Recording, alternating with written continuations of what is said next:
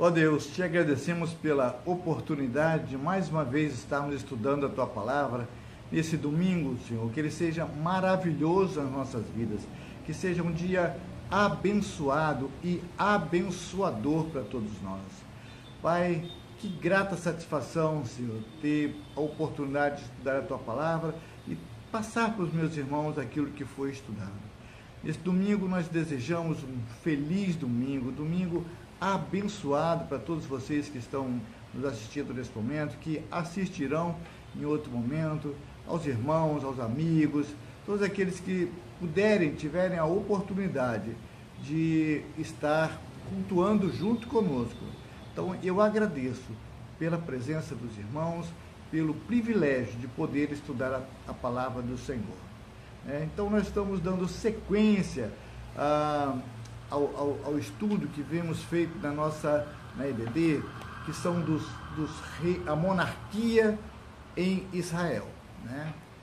Então hoje nós vamos estudar o reino de Israel, ou do norte, Samaria, de Acasias a Jeoás. O texto bíblico é de 1 Reis 22, 51 a 53, 2 Reis de 1 a 13. Então, e o texto áureo da nossa lição é de 2 Reis, verso 3, capítulo 2, verso 3, a parte A. Vamos orar? Vamos fazer uma oração, Senhor? Deus amado, muito obrigado, Senhor, por mais essa oportunidade, Senhor, de estarmos aqui estudando a Tua Palavra, de lermos, aprender, que a gente possa aprender e praticar tudo aquilo que nós estudarmos aqui. Pai, nós somos ramos, ó Pai, ligados à videira verdadeira que é Jesus Cristo, que a gente possa frutificar, ó Pai. É o que eu te peço em nome de Jesus. Amém. Então a gente viu lá com o Reino do Norte, que depois da divisão, houve a divisão, a cisão dos dois reinos, Reino do Norte e Reino do Sul, e Israel, o Reino do Norte chamava Israel e do Sul Judá. Então o Israel se perdeu no tempo, tornou-se uma nação bela e famosa, com suas construções colossais, reis fizeram dela um lugar esplendoroso e pujante, com um comércio aquecido e lucrativo para seus filhos. Contudo, Israel resolvia seus problemas políticos e esquecia de buscar o Senhor. O povo cada vez mais estava bebendo água de cisternas rotas, uma verdadeira bagunça espiritual, com tantos deuses e sem a presença gloriosa do verdadeiro Deus. Isso perdurou por muito tempo e parecia que nada dava jeito nesse caos instalado. E, finalmente, chega a dinastia de Acasias até Joás. Tudo novo? Infelizmente não. Tudo se repetiu. A idolatria ainda era muito presente no meio do povo. Na verdade, do início ao fim, o Reino do Norte é mal sucedido, porque nenhum dos seus 20 reis é leal ao Eu Sou. Todos se desviaram do caminho reto e foram considerados culpados por Israel viver longe do Senhor, pois ele, o Senhor, considera esses reis ser responsáveis pelo fato de Israel não manter a terra. Então nós começamos a ver aqui no 1 Reis 22, 51, verso 2 a Reis 1, um reinado marcado pela impiedade. Acasias em Israel. Acasias foi o 8º rei de Israel. É representado na Bíblia como um monarca que seguiu os passos do seu pai, Acabe, e persistiu em fazer o que era mal perante o Senhor. Seu curto reinado durou 2 anos, de 853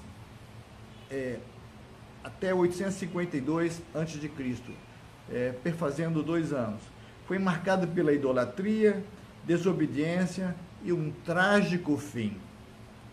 Então, nós temos daqui o contexto, a ascensão dele, o contexto histórico, Acasias ascendeu ao trono de Israel em Samaria no 17º ano do reinado de Josafá, rei de Judá.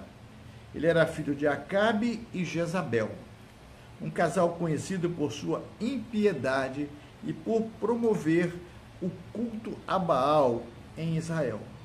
O contexto histórico da época era de conflitos com reinos vizinhos como Moabe, Arã e a crescente ameaça da Assíria.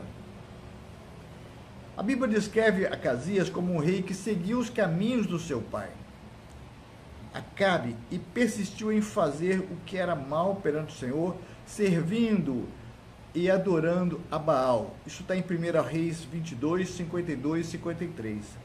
Ele não se arrependeu dos pecados do pai, mas continuou a promover a idolatria em Israel. E aí aconteceu com ele um acidente e uma consulta. Ao invés dele consultar o Senhor Todo-Poderoso, ele consulta a Baal-Zebub. Durante seu reinado, Acasias sofreu uma queda da varanda do seu quarto em Samaria. Ficou gravemente ferido. Está em 2 Reis 1, 1 e 2. Ao invés de buscar a Deus para a cura e orientação, ele enviou mensageiros para consultar Baal-Zebub, deus de Ecrom, sobre sua recuperação. Essa atitude demonstra sua falta de fé no Senhor e na sua busca por soluções em fontes pagãs.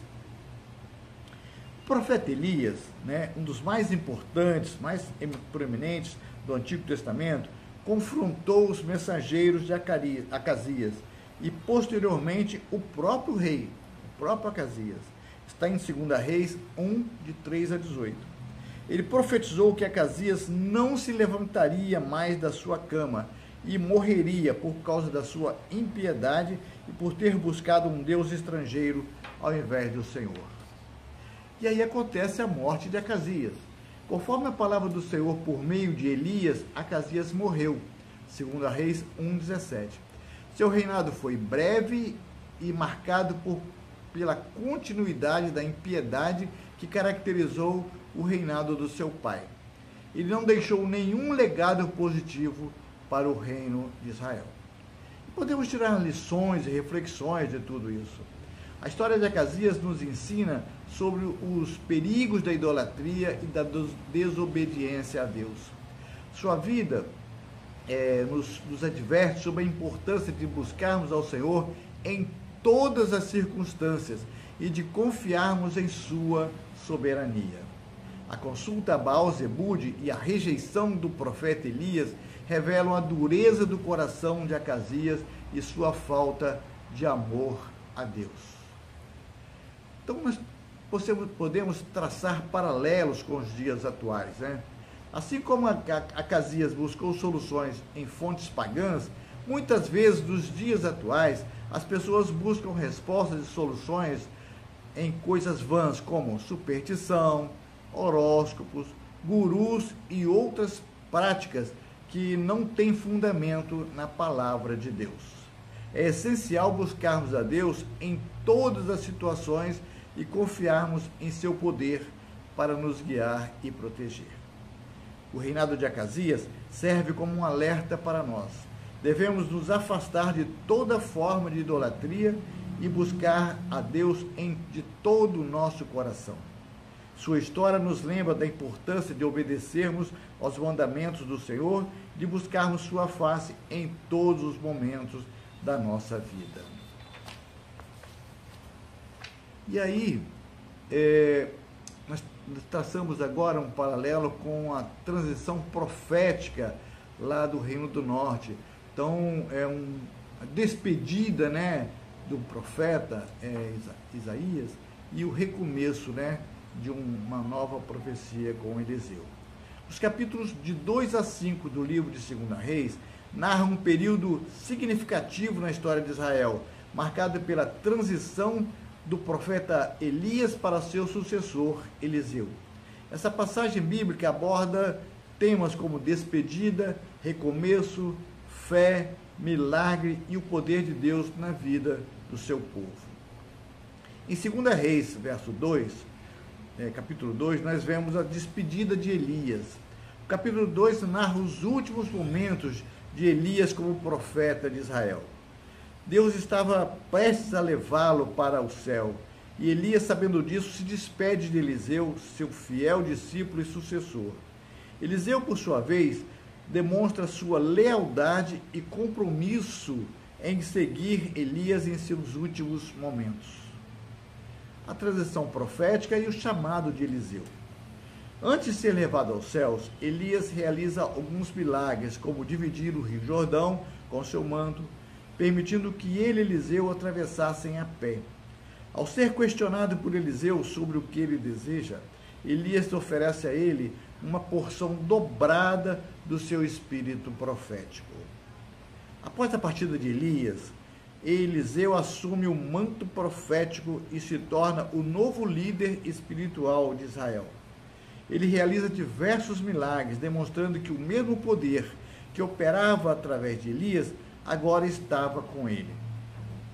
Então, de segunda Reis, de 2 a 5, nós podemos ver os milagres que Eliseu, do tempo de Eliseu. Os capítulos seguintes, 2 a 6, de Reis, narram uma série de milagres realizados por Eliseu que demonstram o poder de Deus através do seu profeta. Alguns deles incluem a purificação das águas de Jericó, 2 Reis 2, 19 a 22. Eliseu cura as águas amargas da cidade, tornando-as potáveis. A multiplicação do azeite da viúva, 2 Reis 4, de 1 a 7, Eliseu realiza um milagre para ajudar uma viúva endividada, multiplicando seu azeite para que ela possa pagar as suas dívidas. A ressurreição do filho da Sunamita, 2 Reis 4, de 8 a 37. Eliseu ressuscita um menino que havia morrido, demonstrando o poder de Deus sobre a vida e a morte. A cura de Naamã, 2 Reis 5, de 1 a 19, Eliseu cura a lepra de Naamã, um general sírio, quebrando barreiras nacionais e demonstrando que o poder de Deus está disponível para todos. E nesse estudo também nós temos temas e reflexões, né? A passagem de 2 Reis 2, 2 Reis de 2 a 5, aborda diversos temas importantes para a fé e a vida cristã, como fidelidade e compromisso. A lealdade de Eliseu e Elias, seu desejo de seguir o caminho profético, nos ensinam sobre a importância da fidelidade e do compromisso com Deus e com o seu chamado. Nós vemos também a sucessão e continuidade, né? A transição de Elias para Eliseu demonstra a continuidade da obra de Deus e a importância de prepararmos líderes para o futuro. Fé e confiança. Os milagres realizados por Eliseu nos lembram do poder de Deus para agir em nossas vidas e da importância de confiarmos em sua providência. Misericórdia e graça. A cura de Naamã e outros milagres de Eliseu demonstram a misericórdia e a graça de Deus, que se estendem a todos aqueles que o buscam. Nós podemos ver aí que isso aí pode ser relevante para os nossos dias. A história de Elias e Eliseu continua relevante para os nossos dias. Somos desafiados a viver com fidelidade e compromisso com Deus, buscando o seu poder e a sua direção para nossas vidas. Os milagres narrados em 2 Reis lembram que Deus continua a operar maravilhas em favor daqueles que creem. E aí nós vemos agora, estudando aí o capítulo 2 de 2 Reis, capítulo 6 de 2 Reis, 6 de 8 a 15, um período de guerra e providência divina. O texto aí de 2 Reis 6, 8 a 8, 15, descreve um período de guerra entre Israel e Síria, no qual o profeta Eliseu desempenha um papel crucial na proteção do povo de Deus. Esse estudo explorará os eventos narrados, seus significados e as lições que podemos extrair para os dias atuais. No contexto histórico, a Síria era um reino vizinho de Israel, frequentemente envolvido em contínuos conflitos com o povo de Deus. Na época narrada em 2 Reis, a Síria havia declarado guerra contra Israel. Mas aí, em 2 Reis 6, de 8 a 10, nós vemos a atuação de Eliseu. O rei da Síria, Ben-Hadad, planeja atacar Israel em um determinado lugar. No entanto, Eliseu, por seu dom profético, revelava os planos do rei sírio ao rei de Israel. permitindo que ele se protegesse dos ataques. Essa situação se repetiu várias vezes, frustrando os planos do rei da Síria. Agora, o rei da Síria ficou irado. Em 2 Reis 6, de 11 a 14, nós vemos: o rei da Síria, furioso por ter seus planos frustrados, suspeitou que houvesse um espião em seu exército. Seus servos, então, revelaram que era Eliseu quem revelava os planos ao rei de Israel. O rei sírio, determinado a capturar Eliseu, enviou um grande exército para cercar a cidade onde ele estava. E aí vemos a proteção divina. 2 Reis 6, de 15 a 17, o servo de Eliseu, ao ver o exército sírio cercando a cidade, ficou com medo. Eliseu então orou a Deus, pedindo que abrisse os olhos do seu servo. Deus atendeu a oração de Eliseu e o servo viu que o monte estava cheio de cavalos e carros de fogo ao redor de Eliseu. Essa passagem demonstra a proteção divina sobre aqueles que confiam em Deus, mesmo em meio a situações de perigo. E aí, em 2 Reis 6, de 18 a 23, Eliseu orou pedindo que ferisse o exército sírio com cegueira. Deus atendeu a oração de Eliseu e os sírios foram feridos com cegueira.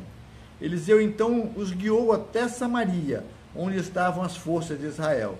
O rei de Israel perguntou a Eliseu se deveriam matar os sírios, mas Eliseu o instruiu a não matá-los, mas sim a alimentá-los e devolvê-los aos seus lares. Essa atitude de Eliseu demonstra a misericórdia e o amor ao próximo, mesmo em tempo de guerra. E aí houve uma continuidade de guerra, e fome em Samaria. 2 Reis 6, 24 até o 7, verso 2, descreve assim, esses eventos. Após esses eventos de guerra, a guerra entre Israel e a Síria continuou, A situação em Samaria se tornou crítica, com a cidade sitiada e sofrendo uma grande fome. Uma cabeça de jumento chegou a ser vendida por um alto preço, e 2 mulheres fizeram um acordo para cozinhar e comer seus próprios filhos em um ato de desespero. Aí a profecia de Eliseu e a abundância. 2 Reis 7, de 1 a 20, em meio a toda essa crise, Eliseu profetizou que no dia seguinte haveria fartura de alimentos em Samaria. Um oficial do rei duvidou da profecia de Eliseu, mas ele afirmou que o oficial veria a profecia se cumprir, que não desfrutaria da fartura. Aquele oficial não desfrutaria dessa fartura. De fato, no dia seguinte, 4 leprosos que estavam fora da cidade descobriram que o acampamento sírio havia sido abandonado, com os sírios fugindo em pânico, deixando para trás alimentos e riquezas. A notícia se espalhou rapidamente e o povo de Samaria saiu para saquear o acampamento sírio, encontrando fartura de alimento. A profecia de Eliseu se cumpriu e o oficial do rei viu a fartura, mas não pôde desfrutá-la conforme Eliseu havia dito. E aí vemos a história da sunamita, 2 Reis 8, de 1 a 6. Eliseu ajuda uma mulher de Sunem, que havia sido sua hospedeira, a recuperar suas terras que haviam sido tomadas durante a guerra. Essa passagem demonstra a gratidão de Eliseu e sua preocupação com aqueles que a ajudaram. E aí vemos a doença e a morte de Ben-Hadad. 2 Reis 8, de 7 a 15. Ben-Hadad, o rei da Síria, ficou doente. Ele enviou Azael para consultar Eliseu sobre sua recuperação. Eliseu disse a Azael que Ben-Hadad morreria, mas que ele, Azael, se tornaria rei da Síria. Azael retornou a Ben-Hadad e o matou, assumindo o trono da Síria. Temos alguns significados aí, lições para ver, O trecho de 2 Reis 6, 8 a 8 e 15 nos ensina a proteção divina. Deus protege aqueles que confiam nele, mesmo em meio a situações de perigo. A importância da fé. A fé de Eliseu em Deus foi fundamental para que ele pudesse realizar milagres e proteger o povo de Israel. A misericórdia e o amor ao próximo. Eliseu continuou a demonstrar misericórdia e o amor ao próximo ao instruir o rei de Israel a não matar os sírios e ao ajudar a mulher de Sunem a recuperar suas terras. E vemos a soberania de Deus. Deus está no controle de todas as coisas, inclusive da guerra e da paz, da vida e da morte. Podemos tirar lições para os nossos dias. Assim como o povo de Israel enfrentou desafios e perigos em tempos de guerra, também enfrentamos desafios em nossas vidas. A história de Eliseu nos encoraja a confiarmos em Deus em todas as circunstâncias e a buscarmos a sua proteção e a praticarmos a misericórdia e o amor ao próximo. O estudo de 2 Reis 6, 8 a 8:15 nos proporciona um rico aprendizado sobre a proteção divina, a importância da fé, a misericórdia e o amor ao próximo. Que possamos aplicar esses ensinamentos em nossas vidas diariamente e confiarmos em Deus em todos os momentos. E aí vemos agora, para terminar, o reinado de Jorão e Joás em Judá. 2 Reis 8, de 12 a 19, e 19 e 12, de 1 a 3. Esses trechos do 2 Reis abordam os reinados de dois reis de Judá, Jorão e Joás. Vamos analisar cada um deles. Jorão, 2 Reis 8, 16 a 24. Vemos aqui a ascensão e o contexto. Jorão ascendeu ao trono de Judá no 5º ano do reinado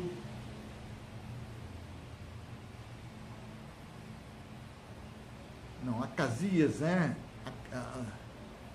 filho de Acabe, em Israel, enquanto Josafá ainda era rei. Ele tinha 32 anos quando começou a reinar e governou por 8 anos em Jerusalém. Influência de Acabe. Jorão casou-se com uma filha de Acabe, rei de Israel, e seguiu os caminhos dos reis de Israel, fazendo o que era mal perante o Senhor. Revolta em Edom. Durante o período de Jorão, período do reinado de Jorão, Edom se revoltou contra Judá e estabeleceu o seu próprio rei. Jorão tentou subjugá-los, mas não obteve sucesso, e Edom permaneceu independente. Líbina também se rebelou contra Judá nesse período. Legado. Jorão morreu e foi sepultado com seus antepassados na cidade de Davi, e seu filho Acasias o sucedeu no trono. Joás, 2 Reis 12, de 1 a 3. A ascensão e a idade dele. Joás tornou-se rei de Judá aos 7 anos de idade, após a morte de sua mãe Atalia, que havia usurpado o trono. Ele reinou por 40 anos em Jerusalém. Fidelidade inicial. Durante o tempo em que o sacerdote Joiada viveu, Joás fez o que era reto aos olhos do Senhor. Reparos no templo. Joás ordenou que os sacerdotes arrecadasse dinheiro para reparar o templo do Senhor que havia sido danificado. Mas aí nós podemos ver algumas observações desse período. Os reinados de Jorão e Joás são marcados por altos e baixos. Jorão, influenciado pela família de Acabe, afastou-se de Deus e enfrentou dificuldades em seu reino. Joás, por outro lado, inicialmente mostrou fidelidade a Deus, mas posteriormente desviou-se dos seus caminhos. A história de Jorão destaca a importância de escolhermos nossos relacionamentos e influências com sabedoria, pois podem nos afastar de Deus. O reinado de Joás nos lembra que a nossa fé precisa ser constante e perseverante para não corrermos o risco de nos desviarmos do caminho do Senhor. Temos alguns significados que a gente pode tirar aí. Ao estudar esses reinados, podemos refletir sobre como nossas escolhas e influências podem afetar nossa vida espiritual. É importante buscarmos a Deus em todos os momentos e mantermos nossa fé firme para não nos desviarmos dos seus caminhos. E concluindo esse estudo, a gente pode entender o seguinte, que a idolatria foi um problema instaurado nos reinos do norte e do sul. O afastamento de Deus causa isso. A idolatria reina quando o trono da nossa vida fica vago. A idolatria na Bíblia pode ser reconhecida como sendo um pecado muito grave e foi a causa dos grandes males da nação de Israel e de Judá. Há um grande desafio que é permanecer fiel ao Senhor. Existe um princípio que deve ecoar nas nossas mentes e coração, para que não caiamos no mesmo erro desses reis, que o Senhor é o nosso único Deus e não há outro, como está escrito em Deuteronômio 6, verso 4. Vamos orar?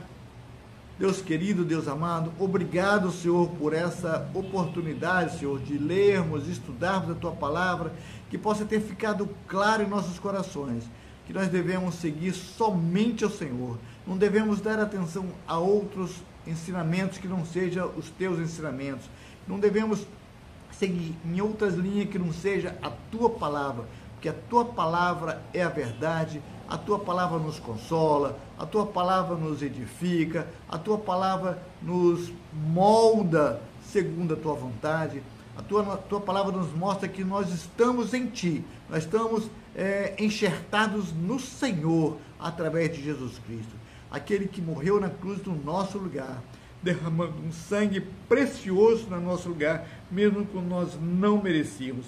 Ele levou sobre ele todas as nossas dores, as nossas peculiaridades, nossas limitações, as nossas indiferenças, tudo o Senhor levou sobre ele. E agora nós somos nova criatura, nós somos homens agora segundo o coração de Deus. Nós recebemos a Jesus no nosso coração, enchemos o nosso coração com a presença dele. Hoje nós podemos dizer que somos enxertados em Jesus e vivemos a vida de Jesus. É o que eu te peço, te agradeço, para agora, no nome de Jesus. Amém e amém.